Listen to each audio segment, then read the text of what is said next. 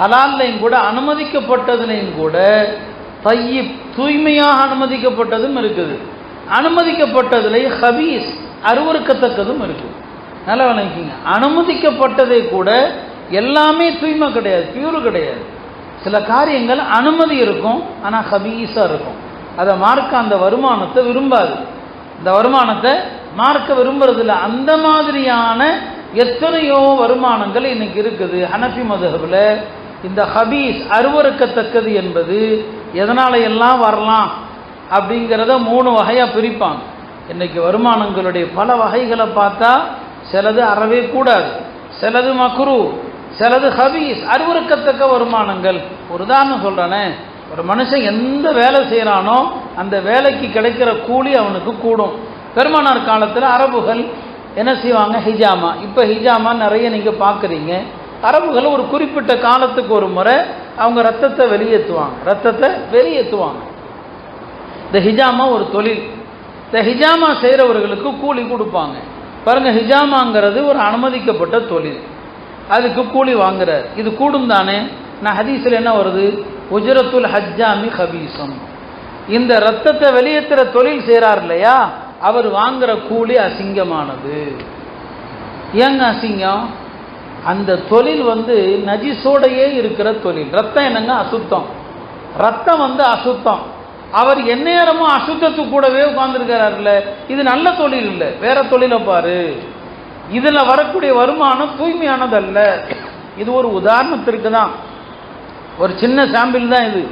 இன்னைக்கு நம்மள்கிட்ட இருக்கக்கூடிய இந்த மாதிரியான ஹபீஸான அருவருக்கத்தக்க வியாபாரங்கள் ஏராளமாக இருக்குது. பெண்கள் நிறைய வீட்டில் இருந்து வியாபாரம் செய்கிறோன்ட்டு எந்த விதமான சட்டங்கள் அடிப்படைகள் தெரியாமல் வீட்டில் உட்காந்து, ஏன்னா பல கேள்விகள் வருது, இதை நாங்கள் செய்யலாமான்னு சொல்லி. மார்க்கத்தில் பல வியாபாரங்களுக்குண்ட பல கட்டுப்பாடுகள் இருக்குது.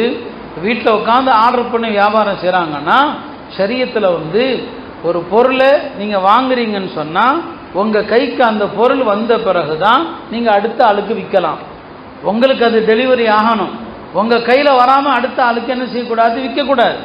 ஆன்லைன் வர்த்தகத்தில் ஈடுபடும் போது ஷரியத்தினுடைய பல நிபந்தனைகள் மீறப்படக்கூடிய சூழ்நிலை இருக்குது. இதெல்லாம் தெரியாமல் பெண்கள் செய்கிறாங்க. அதனால் இந்த நிஸ்வான் பெண்கள், அந்த பெண்மணிகளுக்கு என்ன செய்யுங்க, யாராவது ஒரு சிறந்த முஃப்தியை வைத்து இந்த மாதிரி வீட்டில் உட்காந்து சரி தொழில் செய்யுங்க, அது ஹலாலான தொழிலாது. அதில் என்னென்ன ஷரத்துகள் பேணப்படணும், என்னென்ன நிபந்தனைகள் பேணப்படணும், இதை ஆலிம்களை வைத்து சொல்லிக் கொடுங்க. சொல்லிக் கொடுத்து அந்த செய்யணும். நான் தப்பு இல்லை, பெண்கள் பர்தாவை பேணி தொழில் செய்யணும்னு நினச்சா செய்யலாம். சஹாபி பெண்மணிகளும் செஞ்சாங்க. இன்னைக்கு சில விஷயங்களை நம்ம ஓப்பனாக சொல்ல முடியாது. பெண்கள் கூடுங்கிற ஒரு வார்த்தையை எடுத்துக்கொண்டு எல்லா விதிமுறைகள் கட்டுப்பாடுகளையும் மீறிடுவாங்க. இப்போ அதனால் நிஸ்வானுடைய பாடத்திட்டம் என்பது சற்று விரிவாக இருக்கணும். நான் எல்லா இடத்துலையும் அதான் சொல்கிறது, பெண்களுடைய நிஸ்வானில் ஃபிக்ஹுடைய பாடங்களை விரிவாக நடத்துங்க, நல்ல தெளிவாக நடத்துங்க. வெறுமனே தஹாரத்து, தொழுகை, இந்த மசாயிலோடு நிறுத்தாதீங்க. ஹலால் ஹராமை சொல்லிக் கொடுங்க. பெண்கள் ஒரு சில விஷயங்களில் மார்க்கத்தை உறுதியாக புரிஞ்சு எடுத்துக்கிட்டாங்கன்னா ஆண்கள்கிட்ட அவங்க அழுத்தமாக சொல்லுவாங்க. பெண்கள்கிட்ட பேணுதல் வந்துருச்சுன்னா அங்கே சொல்லுவாங்க, எங்களுக்கு ஹராமான உணவை வீட்டுக்குள் கொண்டு வந்துடாதீங்கன்னு சொல்லி. அதனால் இந்த ஹதீஸை மையப்படுத்தி பெண்களுக்கு இந்த வியாபார சம்பந்தமான ஹலால் ஹராம் சம்பந்தமான விஷயங்களை கற்றுக் கொடுங்க. ஒரு அடிப்படை எப்போதுமே இங்கே இருக்கிற ஆண்கள் பெண்கள் எல்லாருக்கும் சொல்கிறேன், நபி ஸல்லல்லாஹு அலைஹி வஸல்லம் சொல்லக்கூடிய ஒரே அடிப்படை தான், தாமா எரீபுக்க இலா மாலா எரீபுக்க. சந்தேகம் வந்துருச்சுன்னா அதை விட்டுறணும். சந்தேகம் இல்லாமல் உறுதியாக எதை இருக்குதோ அதை எடுக்கணும். அதனால் சந்தேகம் வந்துருச்சு, அந்த காரியத்தை நாம் செய்யவே கூடாது. இன்றைக்கு இருக்கக்கூடிய பல்வேறு இந்த சந்தேகத்திற்குரிய வியாபாரங்கள் இதையெல்லாம் விட்டு சுத்தமானாதான் நம்முடைய அமல்கள் அல்லாஹ்ட்ட ஏற்கப்படும். இன்றைக்கி நாம் வியாபாரத்தில் என்ன தவறுனாலும் செஞ்சுக்கலாம். எந்த தவறு செஞ்சாலும் நாம் சதக்கா செஞ்சால் சரியாயிடும், ஒரு பள்ளியாசலுக்கு உதவி செஞ்சால் சரியாயிடும், ஒரு மதரசாவுக்கு கொடுத்தா சரியாயிடும். நபி ஸல்லல்லாஹு அலைஹி வஸல்லம் தெளிவாக சொன்னாங்க, லா துக்பல் ஸலாத்தும் பிகைரி துஹூர் வலா சதக்கத்தும் மின் குலூல். அல்லாஹ் சுத்தமின்றி தொழுகை அல்லாஹ் ஏற்க மாட்டான்.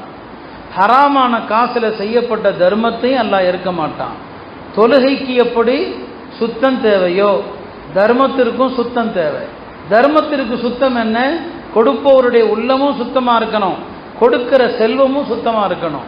ஒரு முறை நபி ஸல்லல்லாஹு அலைஹி வஸல்லம் மகரிப் தொழுகைக்கு வேகமாக வர்றாங்க. பெருமானாரோட அபூ ராஃபிங்கிற சஹாபியும் வர்றாங்க. ஜன்னத்துல் பக்கியா கடக்கும்போது நபி ஸல்லல்லாஹு அலைஹி வஸல்லம் திடீரென்று திரும்பி உஃபில் லக்கங்கிறான், உனக்கு நாசம் உனக்கு நாசம் அப்படிங்கிறாங்க.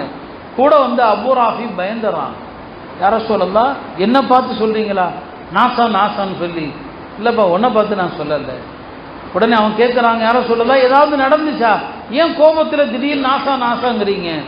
சொன்னாங்க, ஒரு கபரை காட்டி, இதோ இந்த கபரில் இருக்கிறாரு, இவரை நான் ஜக்காத்து வசூலிப்பதற்காக அனுப்பியிருந்தேன், என்ற எல்லா பொருளையும் கொண்டு வந்து சேர்க்காம ஒரு போர்வை எடுத்துக்கிட்டாரு, அந்த போர்வை அவருடைய கபரில் நெருப்பாக எரிந்து கொண்டிருக்கிறதுன்னு சொன்னாங்க. பாருங்க, இந்த ஒரு போர்வை நீங்கள் பொருளாதார விஷயத்தில் ஒரு திர்ஹமோ 1,00,000 திர்ஹமோ புரியுங்களா, கலந்துட்டா நஜிசு கலந்துருச்சு, அவ்வளோதான், நஜிசு கலந்து விட்டது. அந்த செல்வத்தை கொண்டு நீங்கள் என்ன செஞ்சாலும் ஏற்றுக்கொள்ளப்படாது.